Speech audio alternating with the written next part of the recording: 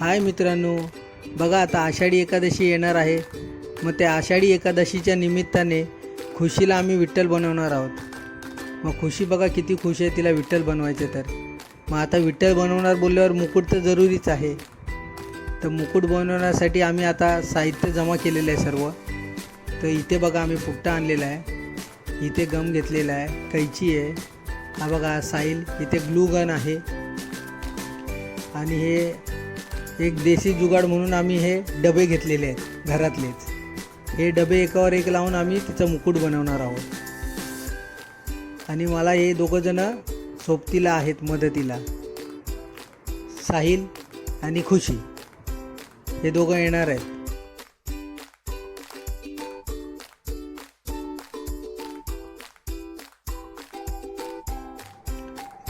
बघा इथे 2 मासे कापून घेतलेले आहेत पुट्ट्याचे, जे मुकुटाच्या दोन्ही साईडला लागणार आहेत. ते बघा कशा प्रकारे ते कापलेले आहेत. आणि आता पुढचं काम चालू करूया.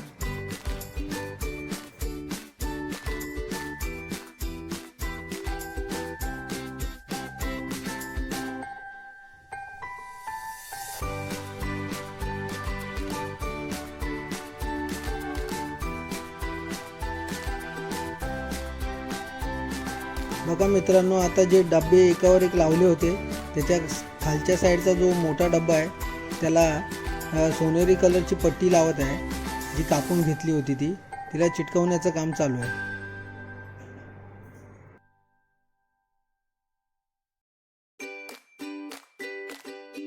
बघा खालच्या डब्याला पट्टी लावून झाल्यानंतर आता वरच्या 2 डब्यांना गम लावून त्यावर चमकी टाकण्यात येत आहे, जेणेकरून पट्टी आणि चमकी दोन्ही एकमेकांमध्ये मॅच होईल आणि दोन्ही एकत्र छान दिसतील.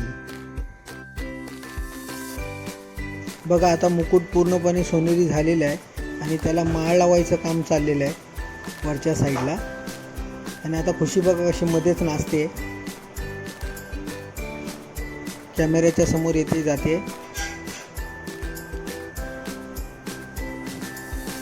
बघा ती कशी चालले बारदान घेऊन. तिने वाटतं काहीतरी किचनमध्ये सांडवलं आहे, पण तिने कोणाला सांगितलं नाही आणि ती गपचूप जाऊन तिकडे पुसून आली आहे. आता सर्व डेकोरेशन झालेलं आहे, त्याला मणी वगैरे लावलेले आहेत.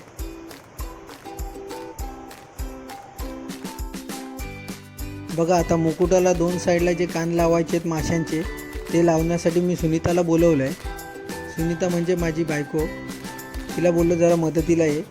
मग तिला ते मुकुट पकडायला सांगितलं आहे आणि मी ते ग्लू गनने ते दोन्ही साईडला कानचे चिटकवतो आहे माशांचे, म्हणजे जेणेकरून ते पडणार नाही.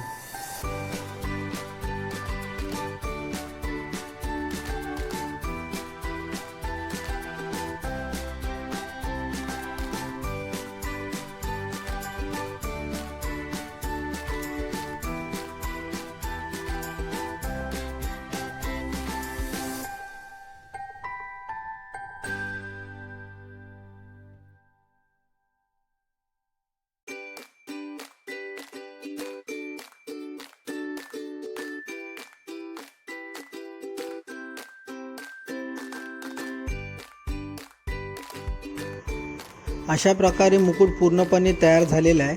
बघा कसा छान दिसतोय. आणि आवडला असेल तर कमेंटमध्ये सांगा आणि माझ्या चॅनलला लाईक करा, सबस्क्राईब करा. बघा किती छान दिसतोय.